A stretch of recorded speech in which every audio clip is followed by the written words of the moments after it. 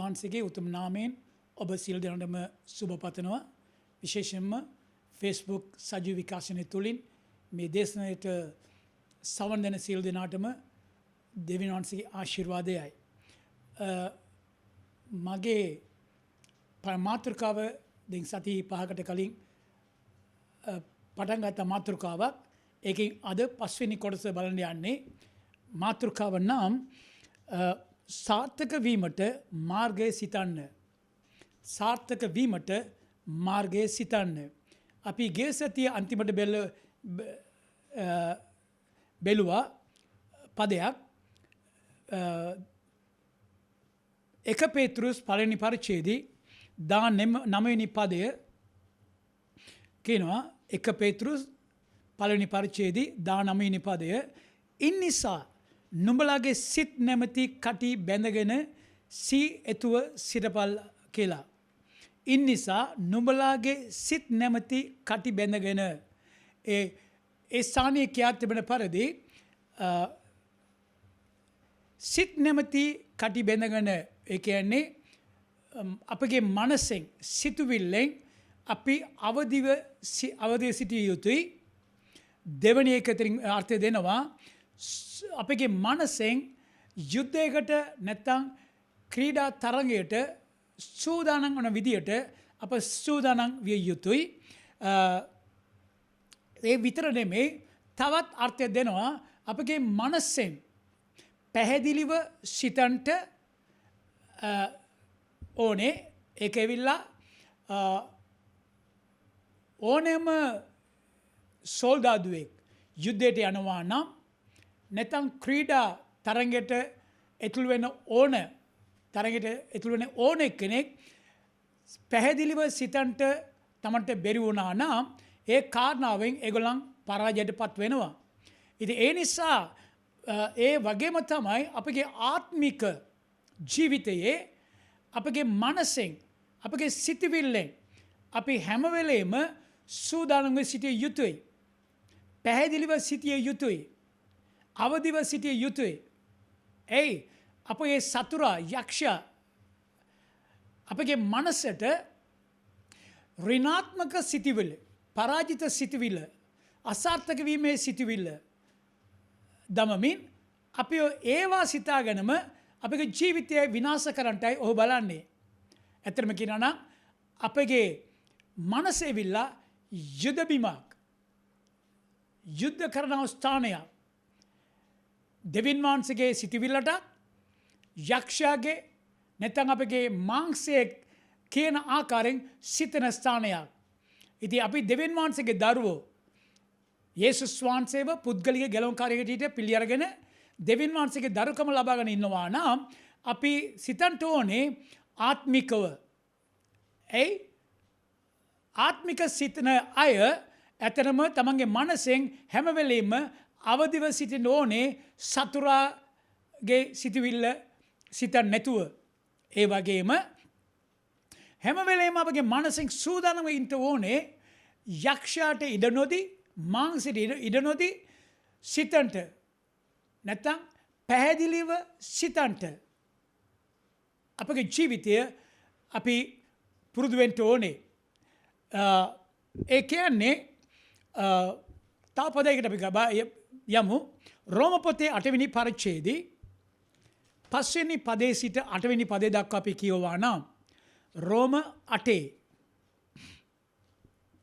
5 වෙනි පදයේ සිට මම කියන්න මෙතන කියනවා මක්නිසාද මාංශික ලෙස සිටින්නෝ මාංශික දේවල්ටද ආත්මික ලෙස සිටින්නෝ ආත්මික දේවල්ටද එළුම් වෙති. මාංශයේ ඇල්ම මරණයය, නමුත් ආත්මයේ ඇල්ම ජීවනය හා සමාදානය. කුමක්කෙන්ද මාංශයේ ඇල්ම දෙවියන් වහන්සේට සතුරුකමය. ඒක දෙවියන් වහන්සේගේ ව්‍යවස්ථාවට යටත් නැත. යටත් වෙන්නත් බැරිය. මෙසේ මාංශයේ සිටින්නන්ට දෙවියන් වහන්සේ සතුටු කරන්නට නොහැකිය. මෙතන පාවුල්තුමා රෝම සභාවට මත තියාගන්න රෝම සභාව වෙවිලා ගැලීම ලබාගත්තු සභාව දෙවියන්ගේ දරුවන්ට ලියන ලියවිල්ලෙන් තමයි කියන්නේ. මෙතන කියනවා පස්වෙනි පදයේ මක් නිසාද මාංශික ලෙස සිතන්නෝ මාංශික දේවල්ට එළම්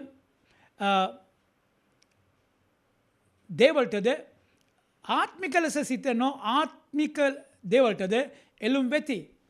ඒ කියන්නේ මාංශික ලෙස මෙතේ කියා තිබෙනවා මාංශික ලෙස සිටින්නෝ.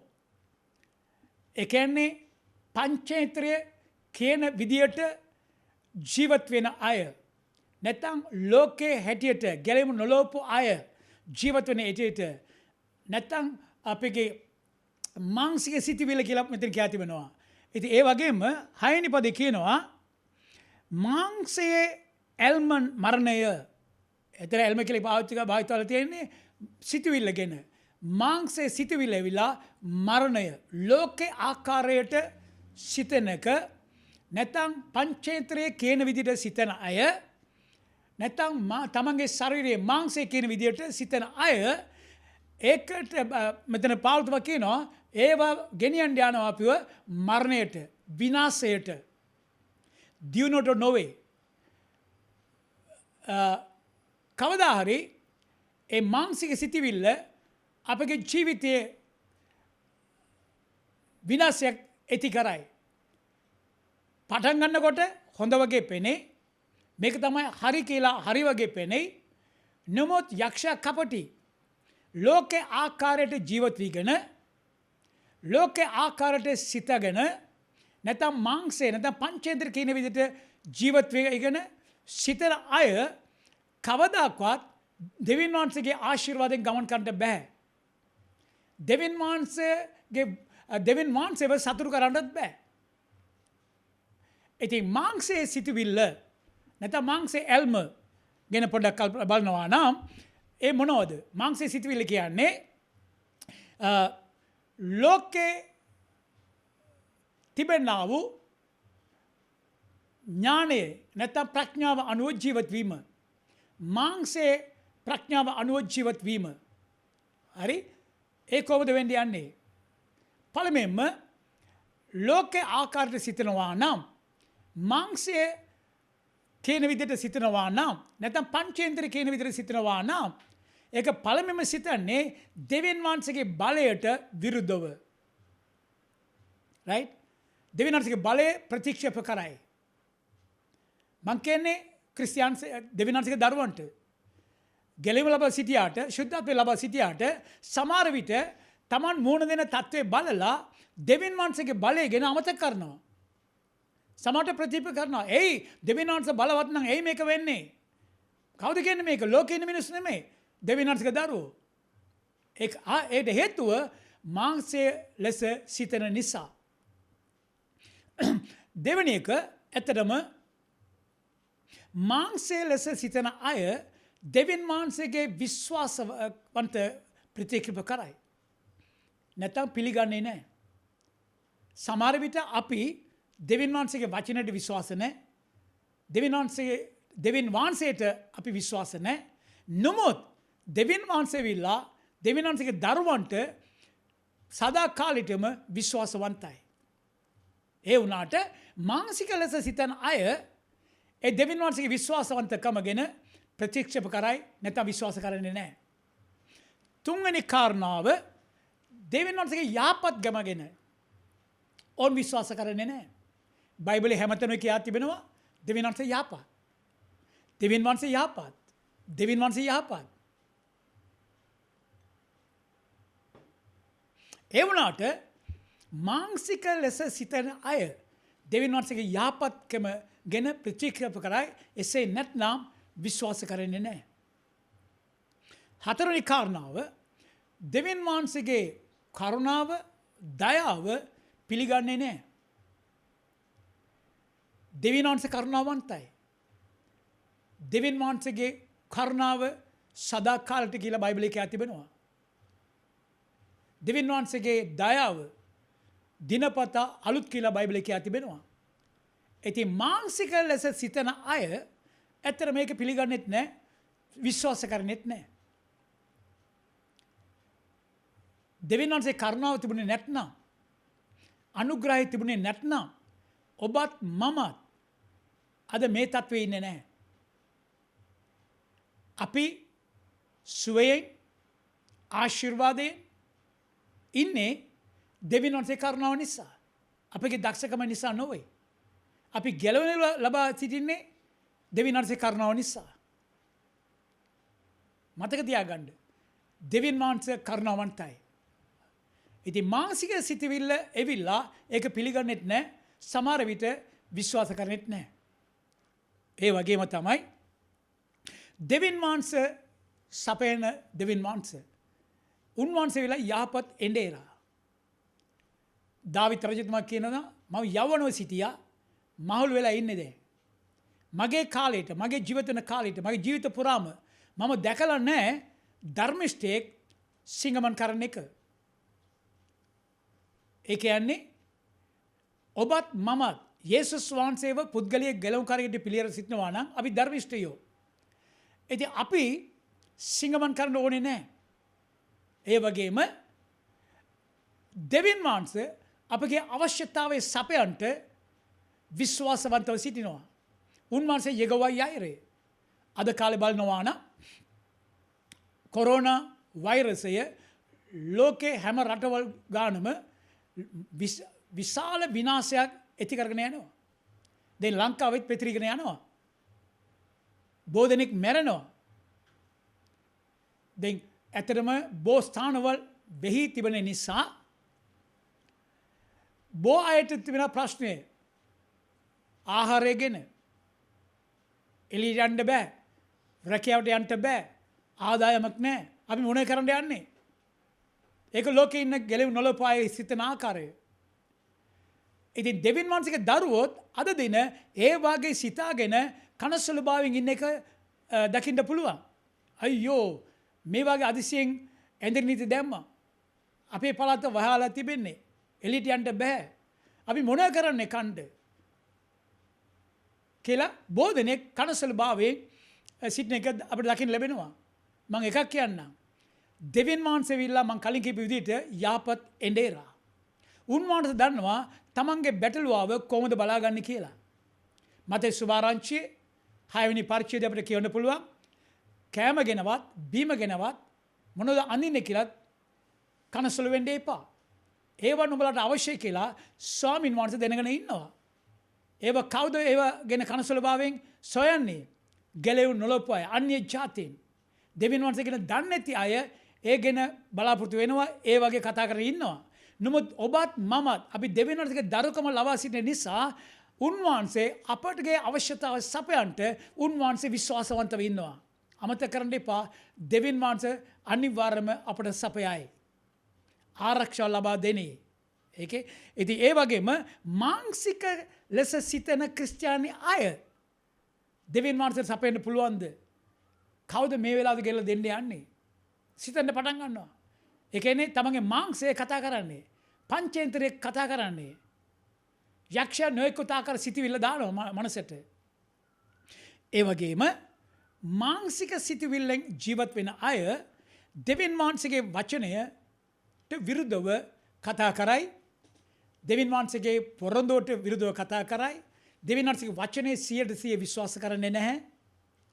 නමට ජීවත් වෙන ක්‍රිස්තියානි අය කියලා වචනය, උන්වහන්සේගේ වචනය අපට දන්න බයිබලයේ කියා තිබෙනවා දෙවියන් වහන්සේ බොරු කියන්න මනුෂ්‍යෙක් නොවේ.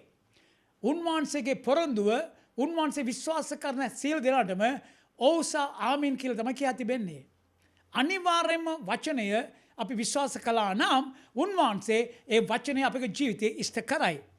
ඒ වගේම තමයි දැන් තව කාරණා බලන්න පුළුවන්.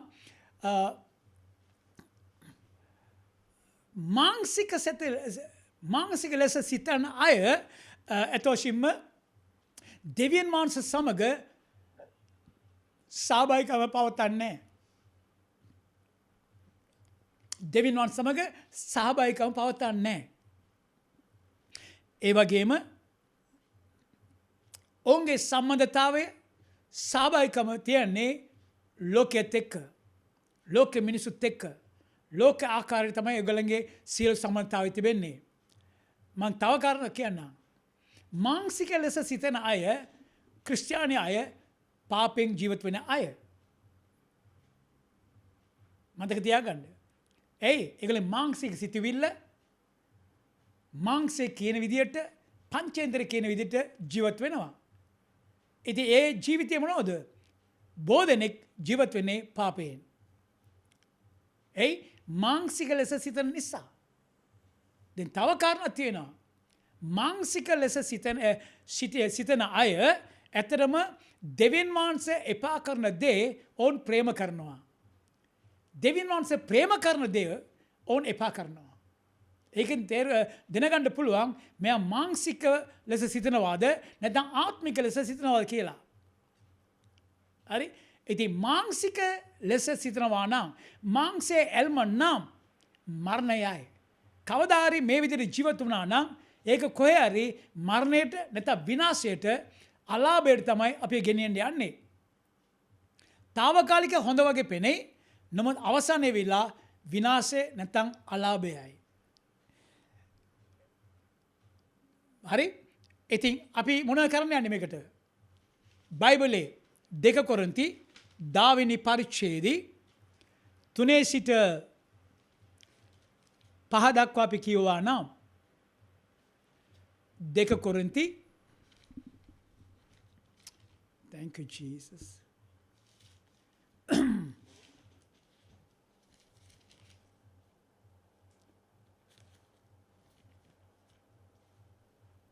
දෙක කොරින්ති 10 වෙනි පරිච්ඡේදයේ අපිට කියන්න පුළුවන් 3 සිට 5 දක්වා මක්නිසාද අපි මාංශයේ හැසිරෙන නොමුත් මාංශයේ හැටියට යුද්ධ නොකරමුව. මක්නිසාද අපේ යුදායුධ මාංශික නොවේය. එයින් ඒවා බලකොටු බිඳ හැලීමට සම්පන්නය. දෙවියන් වහන්සේ ඉදිරිපිට බල සම්පන්නය. අපි විවාදයෙන්ද දෙවියන් වහන්සේ ගැන දැනගැනීමට විරුද්ධව උසස් වන්නා වූ උසස් දේවල්ද බිඳහැලා සියලු සිතිවිලි බලන්න සියලු සිතිවිලි ක්‍රිස්තුස් වහන්සේට කීකරු වීමට වාල් කර දෙමු කියලා කියා තිබෙනවා. ඒ කියන්නේ මාංශික සිතිවිල්ල අපිට දන්නවා මරණයට ගෙනියයි විනාශයට ගෙනියයි. සමහර විට ඒ සිතිවිල්ල ඍණාත්මක සිතිවිල්ල පරාජිත සිතිවිල්ල අසාර්ථක වීමේ සිතිවිල්ල කනසලභාවී සිතිවිල්ල වේදනා සිතිවිල්ල දෙවියන් වහන්සේගේ වචනයට විරුද්ධව සිතන සිතිවිල්ල පොරොන්දුවට විරුද්ධව සිතන සිතිවිල්ල මේ වෙනි සිතිවිල්ල අපට විනාශයක් ගෙනවා නම් අපට අලාභයක් ගෙනවා නම් ඒ සිතිවිල්ල තව තාකර කියනවා නම් දෙවියන් වහන්සේගේ වචනයට වඩා උසස් වෙන විදියට ඒ සිතිවිල්ල එනවා නම් ඒ සිතිවිල්ල ටික අපි වහල් කරලා දමන්න ඕනිලු. ඒ කියන්නේ සිර කුඩුවේ දාන්න. අපිට දන්නවා සිර කුඩුවේ මිනිස්සු කරන වැරදි වලට අනුව සිර ගෙවල් වලට දානවා. සමහර අය දවස් ගාන, සමහර සති ගාන, සමහර අය මාස ගාන, සමහර අය අවුරුදු ගාන, සමහර විට මරණය දක්වා සිර කුඩුවේ දාලා දානවා. දැන් බොදෙනෙක් කාලයක් ඉඳලා ඊට පස්සේ එළියට එනවා. right? ඉතින් ඒ වුණාට මාංශික සිතිවිල්ල ඒවා අපේ ජීවිතේම විනාශ වෙනතුරු ඒ සිතිවිල්ල අපේ ගෙනියයි. ඒ නිසා තමයි බයිබලයේ කියති තිබෙනවා මාංශයේ ඇල්ම නම් මරණය කියලා. මාංශික සිතිවිල්ල මරණය තමයි. අවසානයේ විනාශය. ඉතින් මේ වෙනි සිතිවිල්ල එනවා නම් මම කලින් කිව්ව විදිහට අසාර්ථක සිතිවිල්ල, පරාජිත සිතිවිල්ල, විනාශයේ සිතිවිල්ල එනවා නම් ඒක මොන කරන්න ඕන අපි? සිර කුඩුවට දාන්න ඕනේ සදා කාලෙටම අපේ ජීවිතයේ. ඒක ඉඩ දෙන්න එපා. right? ඉතින් බයිබලයේ තව පදයක් අපි කියලා බලමු. මෙතන කියා තිබෙනවා ආත්මයේ සිටිවිල්ල නම් අපි කලින් බැලුවා. ආත්මයේ සිටිවිල්ල නම් මොනවද? ජීවනය හා සමාදානය. ජීවනය හා සමාදානය. ඉතින් ආත්මික සිටිවිල්ල ගැන කල්පනා කරනවා නම් මාංශයේ සිතුවිල්ල කුමක් කියනවාද? ඒකට සම්පූර්ණ අනිත් පැත්ත තමයි ආත්මික සිතුවිල්ල. ආත්මික සිතුවිල්ල කියලා කියනකොට පළමුවෙන්ම අපි හිතන්න ඕනේ හැම වෙලෙම සිතන්නේ ශුද්ධ වූ දේවල් වලට ආසා වෙන සිතුවිල්ල. ශුද්ධකමේ සිතුවිල්ල. අපගේ අරමුණ ශුද්ධ අරමුණ. දෙවියන් වහන්සේ කිව්වා මම ශුද්ධයි නුඹලත් ශුද්ධ වෙලා කියලා. ඒ ශුද්ධ වූ සිතුවිල්ල ශුද්ධ වූ අරමුණ තිබෙනව සිතුවිල්ල තමයි ඇත්තම ආත්මික සිතුවිල්ල. කලින් මම කියපු විදිහට ආත්මයේ සිතුවිල්ල නම් දෙවියන් වහන්සේගේ බලය 100% විශ්වාස කරයි. දැන් මම කතා කරන්නේ ක්‍රිස්තියානි අයට දෙවියන් වහන්සේගේ දරුවන්ට අමතක කරන්න එපා. බොහෝ ක්‍රිස්තියානි දරුවෝ ඉන්නවා දෙවියන් වහන්සේගේ බලය ගැන විශ්වාස කරන්නේ නැහැ. එයි වාතාවරණය බලලා මාංශික සිතගෙන කනසල බවට පත් වෙනවා. ආත්මික සිතුවිල්ල ආත්මයේ සිතුවිල්ල නම් ජීවනය හා සමාදානය. ඉතින් ආත්මයේ සිතෙන අය ආත්මික සිතුවිල්ල තබාගෙන ඉන්න අය දෙවියන් වහන්සේගේ බලය විශ්වාස කරයි. ඒ වගේම ආත්මයේ සිතුවිල්ල එවිලා දෙවියන් වහන්සේගේ විශ්වාසවන්තකම ගැන විශ්වාස කරයි. අපි බොහෝ අවස්ථාවලදී අපි විශ්වාස නැහැ දෙවියන් වහන්සේට. උන්වහන්සේගේ වචනයට අපි විශ්වාස නැහැ. අපි විශ්වාස වුණත් හරි නොවුණත් හරි දෙවියන් වහන්සේ වෙලා විශ්වාසවන්තයි. සදාකාලෙටම බොරු කියන මිනිසෙක් නෙමෙයි කියලා බයිබලයේ කියලා තිබෙනවා. ඒ වගේම දෙවියන් වහන්සේ යහපත් කියලා ආත්මික සිතුවිල්ල කියයි. දෙවියන් වහන්සේගේ යහපත්කම ගැන ආත්මික සිතුවිල්ල කියයි. ඒ වගේම බලන්න දෙවි ආත්මයේ සිතුවිල්ල නම් දෙවියන් වහන්සේගේ කරුණාව ගැන අනුග්‍රහය ගැන දයාව ගැන විශ්වාස කරයි. අනුග්‍රහය ගැන කරුණාව ගැන දයාව ගැන විශ්වාස කරයි. ඒක ආත්මීය සිතුවිල්ල. right? ඒ වගේම තමයි දෙවියන් වහන්සේ ඕනෑම තත්ත්වෙ වෙන්න පුළුවන් ඕනෑම අවස්ථාවක වෙන්න පුළුවන් උන්වහන්සේගේ දරුවන්ට උන්වහන්සේ සපයනවා. විශ්වාස කරන්න ඕනේ. right? ආත්මීය සිතුවිල්ල අයට ඒක ප්‍රශ්නක් නොවේ. ඒගොල්ලන් කනසල බවට පත් වෙන්නේ නැහැ. ඒගොල්ලෝ දන්නවා තමන් නමස්කාර කරන දෙවියන් වහන්සේ ජීවමාන දෙවියන් වහන්සේ. ඊයත් අදත් සදාකාලටත් ඒකාකාරව ක්‍රියා කරන දෙවියන් වහන්සේ නිසා ඒගොල්ලන් බය වෙන්නේ නැහැ කිසිම කාරණා උදෙසා. ඒ වගේම තමයි ආත්මයේ සිතුවිල්ල සිතන අය දෙවියන් වහන්සේගේ වචනය විශ්වාස කරයි. අද බොහෝ දෙනෙක් බයිබලයේ නිවසේ තියාගෙන ඉන්නවා. බයිබලයේ ඇතුලේ ලියා තිබෙන දේවල් බොහෝ දෙනෙක් විශ්වාස කරන්නේ නැහැ. ඒකට හේතුව මොකද? තමන්ගේ මාංශයේ සිතුවිල්ල ඒ විදිහට පාලනය වෙනවා.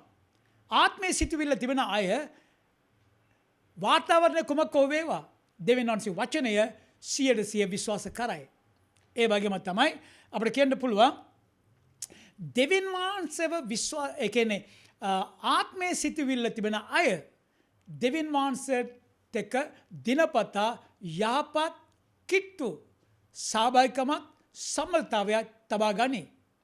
ආත්මයේ සිතුවිල්ල තිබෙන අය දෙවියන් වහන්සේත් එක්ක කිට්ටු සම්මතතාවයක් ශුද්ධාත්මයන් වහන්සේත් එක්ක කිට්ටු සම්මතතාවයක් තබා ගනී. ඒ වගේම තමයි දෙවියන් වහන්සේගේ ඒ කියන්නේ ආත්මයේ සිතුවිල්ල තිබෙන අය ශුද්ධ වූ ජීවිතයක් ගොඩනගයි. ශුද්ධ ජීවිතයක්. ඔවුන් තුළ පාපයේ ජීවිතේ නැහැ. එයි පාපයේ සිතුවිල්ල නැහැ. ශුද්ධකම ආත්මික දේවල් සිතන නිසා ඔවුන් පාපයේ ජීවත් වෙන්නේ නැහැ. ඔවුන් ශුද්ධ වූ ජීවිතයක් නැත්නම් ශුද්ධ ජීවිතයක් ගොඩනගගෙන යනවා. ඒ වගේම තමයි ආත්මයේ සිතුවිල්ල තිබෙන අය හැම වෙලේම දේව බය ඇති අය. ආත්මයේ සිතුවිල්ල තිබෙන අය දේව බය තිබෙනා වූ අය. දේව බය අද බොහෝ ක්‍රිස්තියානි අය පවා දෙවියන් වහන්සේගේ දරුවෝ පවා දේව බය නැහැ. නමට ක්‍රිස්තියානි අය නමට ගැලවීම ලැබලා තිබෙනවා. නමුත් දේව බය නැහැ. ඔවුන්ගේ කතා වලින් ඔවුන්ගේ හැසිරීම වලින් අපිට වෙනස දකින්න පුළුවන්. මේ පුද්ගලයා දේව බය තියෙන කෙනාද නැද්ද කියලා. නමුත් ආත්මයේ සිටිවිල්ල තිබෙන අය ඔවුන් දේව බයත් එක්ක ජීවත් වෙන අය. right? ඒ වගේම තමයි මම කලින් කියපු විදිහට ආත්මේ කව සිතන අය දෙවියන් වහන්සේ මොනවට ප්‍රේම කරනවද ඒවට ප්‍රේම කරනවා. දෙවියන් වහන්සේ මොන දේවල්ටද එපා කියන්නේ ආත්මයේ ජීවත් වෙන අයත් ආත්මික ජීවත් වෙන අයත් ඒ වගේම එපා කරයි. right? බලන්න බයිබලේ යෙසායා පොතේ 55 වෙනි පරිච්ඡේදයේ යෙසායා පොතේ 55 වෙනි පරිච්ඡේදයේ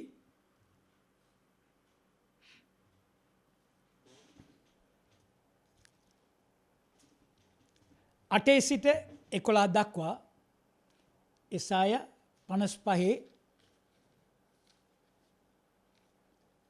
8 සිට මක්නිසාද මාගේ යෝජනා නුඹලාගේ යෝජනා නොවේ. නුඹලාගේ මාර්ගයේද මාගේ මාර්ගය නොවේ යයි ස්වාමින් වහන්සේ කියන සේක. ආස පොළවට වඩා උස්ව තිබනාක් මෙන් මාගේ මාර්ග නුඹලාගේ මාර්ගවලටත් මාගේ යෝජනා නුඹලාගේ යෝජනා වලටත් වඩා උසස්ව තිබේ. එලෙස වෙස්ස සහ හිම ආසෙන් බැස පොළව පොගවා ශාස්කර ඵල හටගන්වා වපරන්නාට බීජද කන්නාට කෑමද දෙන තුරු එහි හෙරි නොයන්නාක් මෙන් මාගේ මුකෙන් නික්මෙන මාගේ වචනය මා වෙතට හිස්ව හෙරි නෑවිත් මා කැමති දේ සිදුකොට මා නියම කළ කාරණය සඵල කරනවා ඇත. right? මෙතන දෙවියන් වහන්සේ කියනවා මාගේ යෝජනා නුඹලාගේ යෝජනා නොවේය. මාගේ මාර්ගයද නුඹලාගේ මාර්ගයද මාගේ මාර්ගය නොවේයයි. ස්වාමීන් වහන්සේ කියනවා මාගේ යෝජනා මාගේ සිතන මාගේ සිතවිල්ල මාගේ අදහස නුඹලාගේ වගේ නොවේ. නුඹලා සිතන ආකාරය නෙමෙයි මම සිතන්නේ. ආසටත් පොළවටත් කොච්චර දුර ප්‍රමාණ තියනවාද? නුඹලා සිතන්නේ මේ පොළවට අයිති විදියට පොළවේ ක්‍රියා කරන ආකාරය මානසික ලෙස. ඉතින් අප මනුෂ්‍ය දෙවියන් වහන්සේගේ මැවිල්ල අපි සිතන්නේ පොඩියට නැත්නම් සුළුකොට. දෙවියන් වහන්සේගේ සිතවිල්ල ඒම නොවේ. විශේෂම කියනවා නම් දෙවියන් වහන්සේගේ දරුවන්ට දෙවියන් වහන්සේ කරන්ට ඕනේ විදියට සිතන විදිය දෙවියන් වහන්සේ සිතන විදිය අපගෙන උසස් සිතවිල්ල පොළොවටත් ආසටත් කොච්චර දුර ප්‍රමාණද ඒ උසස් මට්ටමට අපිගෙන දෙවියන් වහන්සේ සිතනවා. කල්පනා කරන්න අපේ මාර්ගය නොවේ දෙවියන් වහන්සේ මාර්ගය. උන්වහන්සේ අපට සාදා තිබෙන මාර්ගය විලා ඉතා උසස්. ඒ නිසා තමයි ඉතින් මෙතන කියනවා නුඹලාගේ සිතවිල්ල අත්හැර නුඹලා සිතන්නේ මානසික ලෙස නුඹලා බලන දකින හැමදේම මේ පොළවේ තිබෙන දේවල්. ඒකට වඩා නුඹලාට සිතන්න දන්නේ නැහැ. ඒකත් මානසික ලෙස සිතන අය ලෝකේ ආකාරයට මාංශය කියන විදියට පංචේන්ද්‍ර කියන විදියට තමන්ගේ දෙනුම තියෙන ආකාරයෙන් තමයි තමන් සිතන්නේ. ඉතින් ඒක දෙවියන් වහන්සේ ඉදිරියේදී ඊටා කුඩා පොඩි දෙයක්. දෙවියන් වහන්සේගේ සිතවිල්ල විලා එහෙම නෙමෙයි. මට මතක වෙනවා පොඩි කතාවක්. එක පියෙක් තමන්ගේ පොඩි දුවත් එක්ක කඩේකට ගිහලා තිබෙනවා බඩු ගන්න. බඩු ගන්න මොහොතේදී තාත්තා ඒ පොඩි ළමයා එතන සිටගෙන ඉන්නවා. ඉතින් කඩේ අයිතිකාරයා ඒ පොඩි ළමයාට කිව්වලු මේ පෙනිරා තිබෙන මේ බෝතල් වල තිබෙනවා උඟක් දේවල් ටොෆි මේ කියන්නේ පෙනි රා තිබෙන දේවල් ඕන එකක් අරගන්න කියලා. මේ ළමයා ගත්තේ නැහැ. තාත්තා බඩේම අරගෙන ආවා. එවිල්ලා මුදල් ගෙවන්න යනකොට ඔක්කොම ගෙවලා ඉවරයි. ඉතින් ඊට පස්සේ ඒ කඩේ මුදලාලි බෝතලේ අරගෙන ඇරලා කියන්නේ පෙනිරා තිබෙනා වූ යම්කිසි කන දෙයක් මුදලාලි තමාගේ අතේ අරගෙන ඒ දරුවට දීලා තිබෙනවා. එතකොට තාතා දුව නිවසට එකනේ එනකොට ආලා තියනවා එයි කලින් මුදලාලි ඔයාට ගණ්ඩ කියපු වෙලාවදී ඒ ගත්ත නැත්තේ. එයා කියවලු මගේ අතවිලා පොඩි අතක්. මට ගණ්ඩ පුළුවන් ටිකයි. ඉතින් මුදලාලිගේ අත ලොකු අතක්. ඒකින් දුන්නා නම් එයා බෙඩීමට දෙයි. ඒකයි මම හිටියේ කියලා. මම මේ කතාව කිව්වේ සමහර විට අපේගේ නුවණ අනුව අපගේ සිතවිල්ල අනුව අපි බලාපොරොත්තු වෙන අනුව ඒ පොඩි ළමයාගේ අත වගේ දේවල් අපි සිතනවා. නමුත් දෙවියන් වහන්සේ අප ගැන සිතනකොට විශාල දේවල් තිබෙනවා. ඒ නිසා තමයි දෙවියන් වහන්සේගේ සිතවිල්ල අපට අවශ්‍යයි. දෙවියන් වහන්සේ කියනවා මගේ මාර්ගය නුඹලාගේ මාර්ගය නොවේ. මගේ යෝජනා නුඹලාගේ යෝජනා නොවේ. ආසටත් පොළොවටත් කොච්චර දුර ප්‍රමාණ තියනවද? එච්චර උසට ආස තියෙන විදිහට මගේ සිතවිල්ල. right? ඒ විතර නෙමෙයි. තව කාරණා මෙතන බෙදන්න කැමති. මෙතන කියනවා මාගේ මුකෙන් මිකන වචන එවිලා මම ඇරියනම් ආපසු එනකොට හිස්ව එන්නේ නැහැ. මම යවපු කාරණාව ඒක සම්පූර්ණ කරලා තමයි එන්නේ කියලා. මම කියන කාරණාව මෙතන. දෙවියන් වහන්සේගේ මුඛයෙන් දෙවියන් වහන්සේ මුඛේ විවෘත කරලා වචනේ කතා කළා නම් ඒක හිස්ව එන්නේ නැහැ.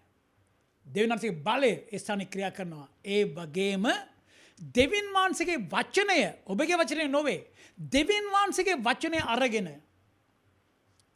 ඔබගේ මුඛයෙන් දෙවියන් වහන්සේගේ වචනයට ශබ්දයක් දුන්නා නම් ඒ කියන්නේ වචනේ ප්‍රකාශ කළා නම් දෙවියන් වහන්සේගේ වචනයෙන් බොහෝ පොරොන්දුවල් තිබෙනවා. ඔබගේ කාරණා සම්බන්ධව ඒ පොරොන්දු අරගෙන ඔබගේ මුඛයෙන් ප්‍රකාශ කළා නම් දෙවියන් වහන්සේගේ මුඛයෙන් පිටතනට කොච්චර බලය තිබුණාද ඒ වගේම බලයක් ඔබ නිදහස් කරනවා. එතකොට දෙවියන් වහන්සේ පොරොන්දු කතා කරනකොට ඒක ලෙඩ රෝග වෙන්න පුළුවන්, මුදල් ප්‍රශ්න වෙන්න පුළුවන්, පෞල් ප්‍රශ්න වෙන්න පුළුවන්, රැකියා ප්‍රශ්න වෙන්න පුළුවන්, සමාජයේ ප්‍රශ්න වෙන්න පුළුවන්, ඕනම ප්‍රශ්නයක් වෙන්න පුළුවන්. දෙවියන් වහන්සේ පොරොන්දු අරගෙන ඔබගේ මුඛයෙන් ප්‍රකාශ කරනවා නම් දෙවියන් වහන්සේගේ මුඛයෙන් පිටත වෙන ආකාරයෙන්ම බලවත්ව ඒ වචනවල ගිහිල්ලා ආපසු හැරියනකොට මොන කාරණාවද යවවාද ඒ කාරණාව ඉෂ්ට කරලා එයි. ඒකත් මතක තියාගන්න. තව පදයක බලමු. ද්විතීය කතාවේ 30 වෙනි පරිච්ඡේදයේ 14 සිට 20 දක්වා කියවා නම් ද්විතීය කතාවේ 30 වෙනි පරිච්ඡේදයේ 14 සිට ඒක ලොකු කොටසක් තිබෙනවා. නමුත් ඒක කියන එක වටිනවා. ඒ කියන්නේ නමුත් ඒ වචනේ ලෙස නුඹ කරන පිණිස ඒ නුඹට ඊතා ලංව නුඹේ මුඛයෙන්ද නුඹේ සිතේද තිබේ. මෙන්න මම අද ජීවනය හා යහපතද මරණය හා විපතද නුඹ ඉදිරියේ තැබිමි. එසේය නුඹ ජීවත්ව සිට වෙඩිවෙන පිණිසද නුඹ හිමි කරගන්ට එතුල් වෙන දේශයේදී නුඹේ දෙවියෝ ස්වාමින් වහන්සේ නුඹට ආශිර්වාද කරන පිණිසද නුඹේ දෙවියෝ ස්වාමින් වහන්සේට ප්‍රේම කොට උන්වහන්සේගේ මාර්ගවල හැසිරෙමින් උන්වහන්සේගේ ආඥා පනද්ද විනිශ්චයෙන්ද පවත්වන්ට මම අද නුඹට අනකරමි. නමුත් නුඹ කරනකොට කීකරු නොවන පිණිස හැටියට නුඹේ සිත හෙරිගොස් අන් දෙවිවරුන්ට නමස්කාර කිරීමටත් සේවය කිරීමටත් නුඹ එදී ගියොත් සැබවින් නුඹලා විනාශ වෙන බව අද නුඹලාට දන්වමි. හිමිකරණ පිණිස right?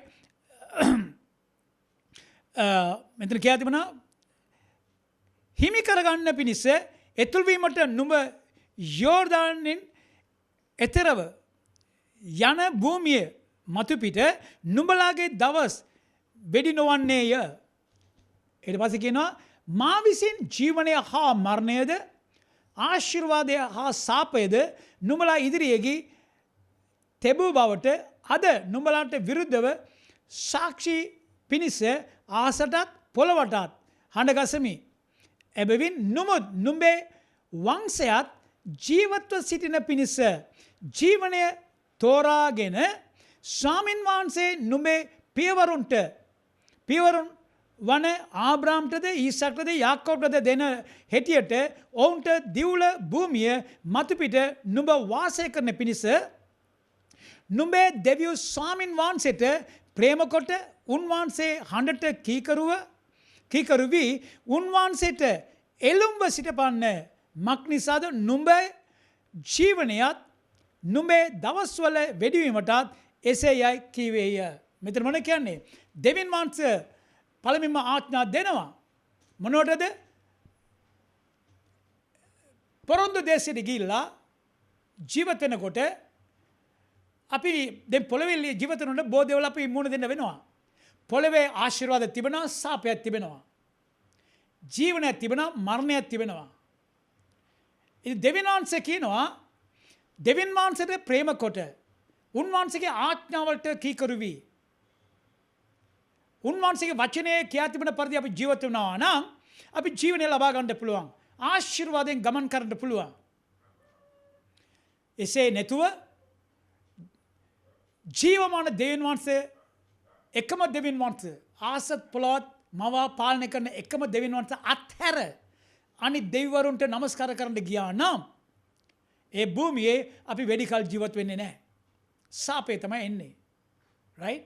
ඉතින් මෙතන දෙවියන් වහන්සේම උපදෙස් දෙනවා මම නුඹලාගේ ඉදිරිපිට ආශිර්වාදයේද සාපේද ජීවනයේද සහ මරණය තබමි. දෙවියන් වහන්සේම උපදෙස් දෙනවා ජීවනය තෝරා ගන්න කියලා. මාගේ ප්‍රේමවන්ත සහෝදර සහෝදරිවරණි, දෙවියන් වහන්සේ කියන අපිට උන්වහන්සේගේ සිටිවිල්ල අනුව දෙවියන් වහන්සේ කැමති අපි ජීවත් වෙන එක. කිසි කෙනෙක් මරණ එක උන්වහන්සේ කැමත නොවේ. ඒ විතර නෙමෙයි. අපි මේ පොළවේ ජීවත් වෙනකොට දීර්ඝායුෂ ලබාගෙන අපි විතර නෙමෙයි. අපගේ වංශයත් දරුවන්ගේ දරුවන් ඒ ආශිර්වාදයෙන් ගමන් කරන විදියට මේ පොළවේ අපිට ජීවත් වෙන්න පුළුවන්. එකම දේ සාර්ථක වීමේ මාර්ගය අපි සිතන්න ඕනේ. දෙවියන් වහන්සේ මෙතන කියනවා ඒ මාර්ගය කුමක්ද කියලා. ජීවනය තෝරා ගන්න කියලා දෙවියන් වහන්සේ කියනවා. right? ඒ වගේ විතර නෙමෙයි. බලන්න මේ ජීවනය තිබෙන්නේ ගීතාවලිය 119 49 සහ 50. ගීතාවලිය 119 49 සහ 50. බලාපොරොත්තු වෙන්න ඔබ මට සැලසූ හේයින් ඔබගේ මේ කරුවාට කී වචනය සීකල මැනව. මාගේ දුකේදී මාගේ සැනසීම නම් මේය. මක් නිසාද ඔබගේ වචනය මා ප්‍රාණවත් කළේය. මෙතන කියනවා දැන් දාවිද්ගේ ජීවිතයේ සිදුවෙච්ච කාරණාවක් බලාපොරොත්තුවක් නැතුව ජීවත් වෙන කාලේ තිබුණා. නමුත් දෙවියන් වහන්සේ උන්වහන්සේගේ වචනය දීලා ඔහුගේ ජීවිතේට බලාපොරොත්තුවක් ඇති කළා. ඒ විතර නෙමෙයි. අපි දැනගන්න ඕනේ දෙවියන් වහන්සේගේ වචනය කොහේ තිබෙනවද? එතන ජීවනයේ තිබෙනවා. මන්ද බයිබලේ කියලා තිබෙනවා උන්වහන්සේගේ වචනය විලා ආත්මය සහ ජීවනයයි කියලා. දෙවියන් වහන්සේගේ අපගේ ජීවිතයේ ජීවනය තව ලබා ගන්න ඕනේ නම් අපි ජීවත් වෙන්න ඕනේ නම් ඒක සාර්ථකව ජීවත් වෙන්න ඕන නම් වචනය අවශ්‍යයි. තාක පදේ කියන 2 පෙත්රුස් පළවෙනි පරිච්ඡේදයේ 2 පෙත්රුස් පළවෙනි පරිච්ඡේදයේ 2 සිට 4 දක්වා දෙවියන් වහන්සේද අපගේ ස්වාමී යේසුස් වහන්සේගේ දැනගැනීමෙන් අනුග්‍රහයෙන් සමාදානයත් නුඹලාට වැඩි වේවා. අනුග්‍රහයත් සමාදානයත් මෙතන වැඩි වෙන විදිහට පේතෘස් ලියනවා. අනුග්‍රහය තිබෙනවා, සමාදාන තිබෙනවා. ඒක වෙඩියෙන් ලබා ගන්න ඕනේ නම් දෙවියන් වහන්සේත් උන්වහන්සේගේ පුත්‍රයා යේසුස් වහන්සේගේ දැනගැනීම තුලින් අපිට ලබා ගන්න පුළුවන්. right? ඊට පස්සේ තුන්වෙනි පදේ මක්නිසාද තමන් වහන්සේගේ මහිමෙන් හා ගුණවන්තකමෙන් අප කැඳවාගත් තෙනන් වහන්සේ දැනගැනීම කරුණු කොටගෙන උන්වහන්සේගේ දිව්‍ය බලයෙන් ජීවිතයටත් දේව භක්තියටත් අදාළ වූ සියලු දේ අපට දී තිබේ. දෙන්න යන්නේ නැහැ. මේ ජීවිතයට මේ පොළවේ අපි ජීවත් වෙනකොට මොන දේවල් අවශ්‍යද? ඒව දෙනවා කියලා නෑ. දීලා ඉවරයි. හැමදේම ස්වර්ගයෙන් සූදානම් කළා ඉවරයි. ඉතින් අපි වෙලා උන්වහන්සේගේ වචනේ විශ්වාස කරනවා නම් මේ පොළවේ අපට අවශ්‍ය දේ සියලු දේම ලබාගෙන දේව භක්තිය අපිට ජීවත් වෙන්න පුළුවන්. අමතක කරන්න එපා. right? ඉතින් ඇත්තටම ආත්මිකව අපි සිතෙන්න පුරුදු වුණා නම් ඒ ආත්මික සිතිවිල්ල අපට ජීවනය හා සමාදානය ලබා දෙයි. right? යෙසායා පොතේ 26 වෙනි පරිච්ඡේදයේ මේ පදේ කියමු අපි අනිවාර්යයෙන්ම කියන්න ඕනේ. යෙසායා පොතේ 26 වෙනි පරිච්ඡේදයේ 3 වෙනි පදය. ඔබ කෙරෙහි සිත තබා සිටින තැනැත්තා බලන්න. ඔබ කෙරෙහි සිත තබා සිටින තැනැත්තා ඔබ කෙරෙහි විශ්වාස කරන බැවින් ඔබ ඔහු ශාන්ත සමාදානයෙන් ආරක්ෂා කරනසේක. කවුරු හරි දෙවියන් වහන්සේ ගැන හැම වෙලෙම සිතාගෙන ඉන්නවා නම් දෙවියන් වහන්සේ ඔහුට ශාන්ත සමාදානය දෙනවයි කියලා පොරොන්දු දීලා තිබෙනවා. ඉතින් දෙවියන් වහන්සේ ගැන අපි හැම වෙලෙම සිතාගෙන උන්වහන්සේගේ වචනේ හැම වෙලෙම සීකරගෙන ඒ සිතුවිල්ලෙන් අපගේ මනස පුරවාගෙන සිටිනවා නම් ශාන්ත සමාදානයයි. කල්පනා කරලා බලන්න. පොළවේ ජීවත් වෙන එක කාරණාවක්. ශාන්ත සමාදානෙන් ජීවත් වෙන එක තව කාරණාවක්. right? ඉතින් රෝම පොතේ 14 වෙනි පදයේදී පරිච්ඡේදයේ 17 වෙනි පදයේ කියනවා අපි යේසුස් වහන්සේ පිළිගත්තන් පස්සේ දෙවියන් වහන්සේගේ රාජ්‍යය අප තුළ ගොඩනගා තිබෙනවා කියලා. දෙවියන් වහන්සේගේ රාජ්‍යය විල්ලා කෑමත් බීමත් නොවේ. ධර්මිෂ්ඨකමත් සමාදානයත් ශුද්ධාත්මයන් තුළ ලබා ගන්නා වූ ප්‍රීතියත්. ඒ සමාදානය එතනින් සඳහන් වෙන සමාදානය දෙවියන් වහන්සේගේ දරුවන්ට පමණයි ලබා ගන්නට පුළුවන්. දෙවියන් වහන්සේම දෙන සමාදානය. මන්ද යේසුස් වහන්සේ විලා සමාදානයේ කතුරෝ. මේ ලෝකයට සමාදානය දෙන්න බෑ. සමාදානය දෙන විදියට ක්‍රියා කරයි නමුත් සමාදානය දෙන්න බෑ. ලෝකයට වඩා උසස් මට්ටමේ සමාදානය ලබා ගන්න ඕන නම් ඒ සමාදානය තියෙන්නේ යේසුස් වහන්සේ තුල පමණයි. අන්තිම කාරණාවක් පිලිපි 4:7. පිලිපි 4:7 කියනවා බලන්න. එවිට කිසි නුවණකින් දැනගෙන නොහැකි වූ දෙවියන් වහන්සේගේ සමාදානයේ ක්‍රිස්තුස් යේසුස් වහන්සේ තුල නුඹලාගේ සිතිවිලිද ආරක්ෂා කරනවා ඇත. බලන්න 6 වෙනි පදේ කියනවා කිසිවක් ගැන කනගාටු නොසිතා සියල්ලේදී ස්තුතිකේදීමද සමග යාත්නාවෙන්ද කනලාවෙන්ද නුඹලාගේ ඉල්ලීම් දෙවියන් වහන්සේට දන්වා පල්ලා. එවිට කිසි නුවණකින් දැනගෙන නොහැකි වූ දෙවියන් වහන්සේගේ සමාදානය ක්‍රිස්තුස් යේසුස් වහන්සේ තුල නුඹලාගේ සිතිවිලිද ආරක්ෂා කරනවා ඇත. අද බලන්න අද ලෝකේ තත්වයේ අනුව අපගේ ජීවිතය ගත්තා නම් ලෝකෙ මිනිස්සු කනසල භාවයෙන් ඉන්නවා. වේදනාවෙන් ඉන්නවා. දුකෙන් ඉන්නවා. කඳුළු පිටින් ඉන්නවා. ඊළඟ වෙලා මොනව කරන්නේ? එත මොනව කරන්නේ? කියලා නොයෙකුත් ආකාර සිතිවිල්ල ඔවුන්ගේ මනසේ පාලනය වෙනවා. කඳුළු පිටින් ඉන්න බො අය. අපිට ඊයේ දන්නවා ප්‍රේතලේ කිව්වා ඊයේ 22 දෙනෙක් මැරලා ඉන්නවා. මම දන්නේ මේ පවුල් වලට පවුලේ ඉන්න අය කොයි වගේ ඉන්නවද කියලා. ඒක ලෝකේ පාලනය වෙනවා. නමුත් දෙවියන් වහන්සේගේ දරුවෝ ඔබටත් මටත් බලාපොරොත්තු තිබෙනවා. අපි කිසිම කාරණා උදෙසා කනසල බවට යන්න ඕනේ නැහැ. අපට පුළුවන් බලාපොරොත්තු තියාගෙන දෙවියන් වහන්සේට යාඥාවෙන් කන්නලව් වලින් ඉල්ලි වලින් දෙවියන් වහන්සේ දන්වන්ට. දෙවියන් වහන්සේ දැන්වාම දෙවියන් වහන්සේ ඒවට පිළිතුරු දෙනවා කියලා අපේ විශ්වාසවන්තකම තිබෙනවා. ඒ විශ්වාසවන්තකම නිසා අපගේ සිතවිලිද දෙවියන් වහන්සේගේ සමාදානෙන් පුරවා ගන්නට පුළුවන්. මතක තියාගන්න. ආත්මික සිතවිල්ල අපගේ මනස පාලනය වෙනවා නම් අනිවාර්යයෙන්ම අපගේ මාර්ගය නැත්නම් ජය ගන්නා වූ මාර්ගය සාදා ගන්නට පුළුවන්. ඒ නිසා තමයි ජය ගන්නා මාර්ගය සාර්ථක වීමේ මාර්ගය අපි සිතන්න ඕනේ. ඒක පුළුවන් දෙවියන් වහන්සේගේ වචනේ තුලින් පමණයි. යේසු පිටයි. අපි යාත්නා කරමු. Thank you Jesus. ශුද්ධ දෙවියන් වහන්සේ නැවත වරක් ඔබ වහන්සේගේ පාද මුලට බාර වෙනවා ස්වාමිනී. ඔබ වහන්සේගේ වචනෙන් අපි කියවුවා. ඔබ වහන්සේගේ වචනේ මුකෙන් පිටත් වෙනවා නම් කවදාක්වත් හිස්ව එරි යන්නේ නැහැ. මොන කාරණාවද ඒවා යවුවාද? ඒ කාරණාව ඉෂ්ට කරමින් ඒක ආපසු එනවා කියලා කියා තිබෙනවා. අද දිනත් මේ දේශනාවට සවන් දුන්නා වූ ඔබ වහන්සේගේ දරුවෝ සියලු දෙනාම ඔබ වහන්සේට බාර කරනවා. යම් කිසි කෙනෙක් කනසලු භාවයෙන් දුකින් වේදනාවෙන් කඳුළු පිටින් ඉන්නවා නම් ඔබ වහන්සේගේ වචනේ කියා තිබෙන පරිදි ඒ යාඥාවෙන් කනලව් වලින් ස්තුති කිරීමෙන් ඔබ වහන්සේට දන්වා එකකින් ඵල ලබා ගන්න සමාදානෙන් ජීවත් වෙන්නට ඔබ වහන්සේ කරුණාව දෙන්න කියලා මම යාඥා කරනවා.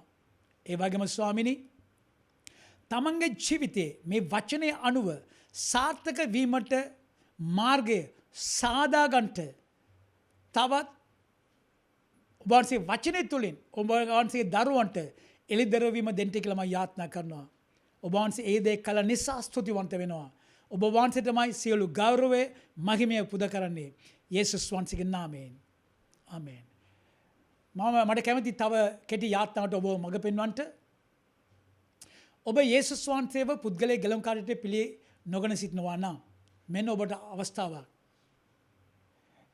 බයිබලයේ කියා තිබෙනවා මේ පොළවේ අපි මනුෂ්‍ය කෙටිට ඉපදුනා නම් මරණයට මුහුණ දෙන්න වෙනවා. මේ පොළවේ ජීවත් වෙලා ඊට පස්සේ අපි හැමෝම මැරෙනවා. මරණයෙන් පස්සේ දෙවියන් වහන්සේ විනිශ්චය තිබෙනවා. ඒ විනිශ්චය දවසේදී අපගේ සදාකාලය ගැන එතන තීරණය දෙවියන් වහන්සේ දෙනවා.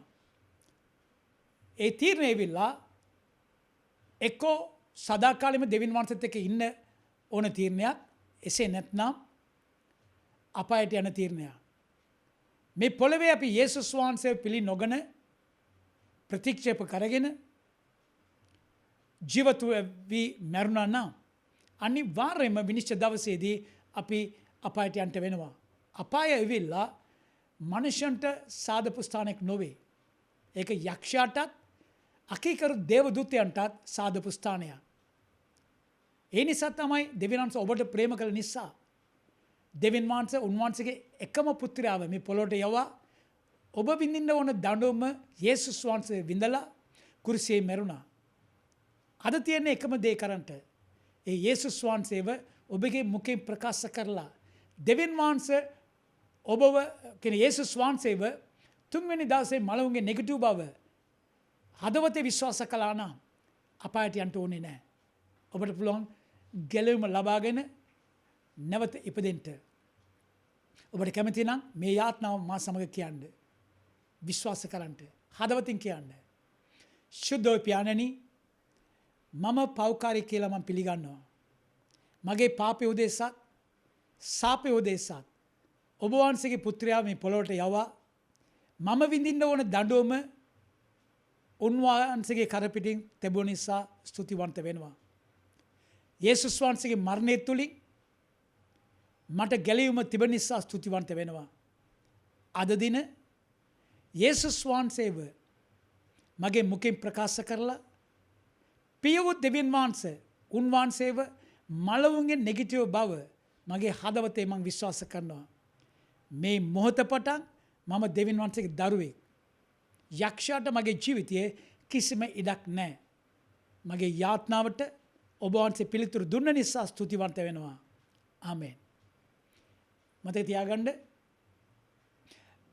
ඔබ මේ යාත්නා කළා නම් ඔබගේ ආත්මික ජීවිතය ගොඩනගා ගන්නට කරුණාකර ළඟ තියෙන ආත්මික සභාවකට සහභාගී වී ඔබගේ ආත්මික ජීවිතය ගොඩනගා ගන්නට එසේ බැරි වුණා නම් ඔබට පුළුවන් අපිත් එක්ක පාල තිබෙන ලිපිනෙත් එක්ක සම්මතතාව තියාගෙන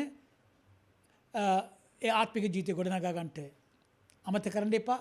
ලබන සතියේ මේ වෙලේම තවත් දෙවියන්ගේ පණිවිඩයට එවුම්කම් දෙන්න පුළුවන්. එතකම් යේසු පීතයි.